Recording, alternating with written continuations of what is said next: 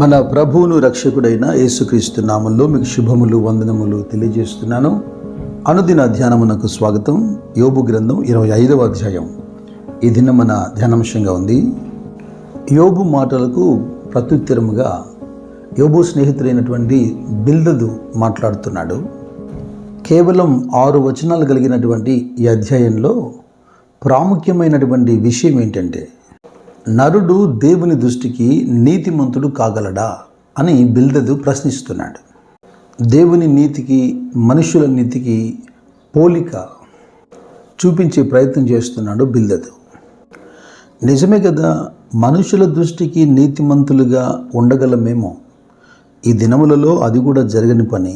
ఎందుకంటే ప్రతి దైవజను మీద, ప్రతి సేవకుని మీద ఏదో రకమైన విమర్శలు మనం చూస్తూనే ఉన్నాం. అయితే ఇక దేవుని దృష్టికి లేదా దేవుని ఎదుట ఎలాగా నీతిమంతులుగా మనం నిరూపించుకోగలుగుతాం? ఈ ప్రశ్నను మనము 2 కోణాల్లో చూడాలి.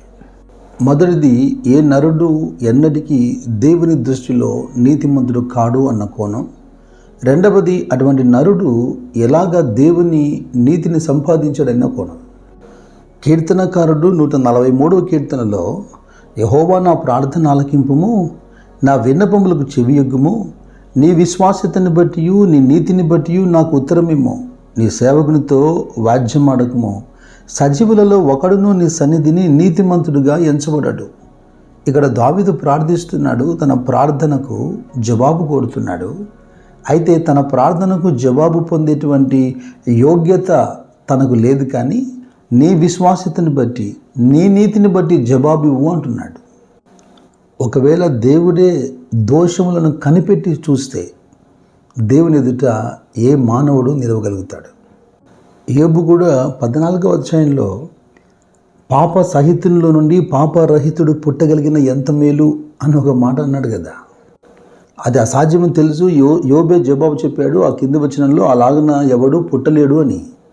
ఒకవేళ తెగించి లేదు ప్రభువా, ఇదిగో మాకు నీతి ఉన్నది అని దేవుని ఎదుట మనం నిరూపించే ప్రయత్నం చేస్తే, యెషయా ప్రవక్త అంటున్నాడు 63వ అధ్యాయంలో 6వ వచనంలో, మేమందరము అపవిత్రుల వంటి వారమైతిమి, మా నీతి క్రియలన్నీ మురికి గుడ్డ వల్లే ఉన్నాయి. బిల్దదు మాటల్లో మరింత వివరణ ఏంటంటే, ఆయన దృష్టికి చంద్రుడు కాంతి గలవాడు కాడు, నక్షత్రములు పవిత్రమైనవి కావు. అలాగైన ఎడల నిశ్చయముగా పురుగు వంటి నరుడు లేదా స్త్రీకి పుట్టినటువంటి నరుడు దేవుని దృష్టికి ఎలాగూ నీతిమంతుడవుతాడు? అపోస్తులైన పౌలు చూడండి, గలతీ సంఘంతో మాట్లాడుతున్నప్పుడు ఓ మాటను స్పష్టంగా చెబుతున్నాడు. ధర్మశాస్త్ర సంబంధమైనటువంటి క్రియల మూలమున ఏ శరీరియు నీతిమంతుడుగా తీర్చబడడు. మనుషుడు క్రియల ద్వారా నీతిమంతుడుగా తీర్చబడడు. కనుకనే యేసుక్రీస్తు ద్వారా మనం నీతిమంతులుగా తీర్చబడేందుకు మనం యేసుక్రీస్తునందు విశ్వాసం ఉంచుతున్నామని చెబుతున్నాడు. ధర్మశాస్త్రం మూలముగా ఎవడు నీతిమంతుడు కాలేడు అని చెప్పిన పౌలే ఒక బోల్డ్ స్టేట్మెంట్ ఇచ్చాడు. ఇది పౌలుకు మాత్రమే తగుతుంది. ఫిలిప్పీలకు రాసినటువంటి పత్రిక 3వ అధ్యాయంలో 6వ వచనం నుండి, ఆసక్తి విషయము సంఘమును హింసించువాడనై ధర్మశాస్త్రము వలన నీతి విషయము అనింద్యుడనై ఉంటిని. ఇక ఎంతటి నిష్టగలవాడు, ఏ స్థాయిలో ధర్మశాస్త్రాన్ని ఆచరిస్తున్నాడో మీరు చూడండి.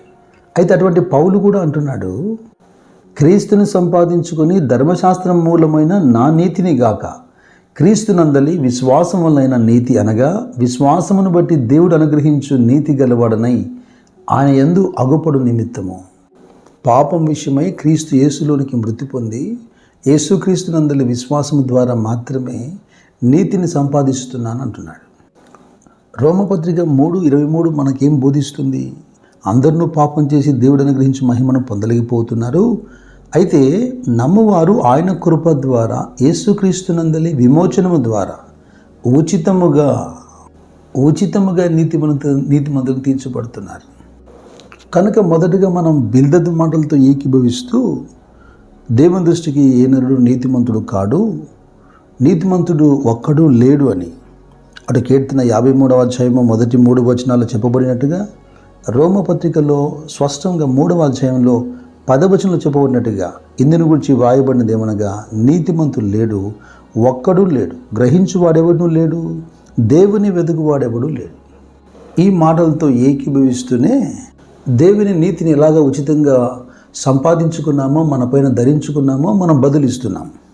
అది ఎలాగ సాధ్యమైందంటే, కొరింథీయులతో పౌలు మాట్లాడుతూ 2వ పత్రికలో 5వ అధ్యాయంలో చివరి వచనాలు గమనించండి. కావున దేవుడు మా ద్వారా వేడుకున్నట్లు మేము క్రీస్తుకు రాయబారులమై దేవునితో సమాధానపడని క్రీస్తు పక్షముగా మిమ్మల్ని బతిమాలు కొనుచున్నాము. ఎందుకనగా మనము ఆయన యందు దేవుని నీతి అగునట్లు, ఈ మాట స్పష్టంగా వినండి, మనము ఆయన యందు దేవుని నీతి అగునట్లు పాపమెరుగని ఆయనను మన కోసము పాపముగా చేసెను. To be sin for us but made is righteous. పాపమెరుగని ఆయన పాపముగా మార్చబడ్డాడు, పాపములో ఉన్న మనకు నీతిని ధరింపజేశాడు. అయితే ఈ పాఠాన్ని మరొక మాటతో నేను ముగించాలని ఇష్టపడుతున్నాను. అదేంటంటే, ప్రసంగి గ్రంథంలో 7వ అధ్యాయంలో చివరి వచనం చూడండి.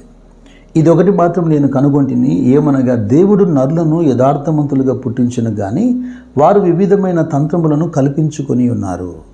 మొదటి ఆదాము ఆజ్ఞాతిక్రమం కంటే ముందుగా పాపము లేనివాడుగా ఎలాగ బ్రతికాడో, నరులందరూ పుట్టుకల్లో యథార్థవంతులుగా పుడుతున్నారట. ఆజ్ఞాతిక్రమమును బట్టి పాపం ఎలా ప్రవేశించిందో, ఆదామును బట్టి పాపం అందరికీ ఎలాగ సంక్రమించిందో, ఆ పాప స్వభావం కలిగినటువంటి ఈ మనిషి తనకు ఊహ వచ్చి పెరుగుతున్న కొలది ఈ యథార్థతను విడిచిపెట్టి పాపిగా మారుతున్నాడు చూడండి. అందుకే యోహాను పత్రిక అంటది, పాపము లేదని ఏ నరుడు చెప్పజాలదు. అయితే తరతరముల ఈ పాపశాపము నుంచి విడుదల పొంది దేవుని నీతిని సంపాదించుకునే కృప యేసుక్రీస్తు మనకిచ్చాడు. మెట్టుకు ప్రభు అయిన యేసుక్రీస్తును ధరించుకున్న వారై శరీరేచ్ఛలు నెరవేర్చుకున్నట్టుకు శరీర విషయమై ఆలోచన చేయకుందుముగాక. దేవుడట్టి కృప మెండుగా మీకు దయచేయునుగాక. God bless you.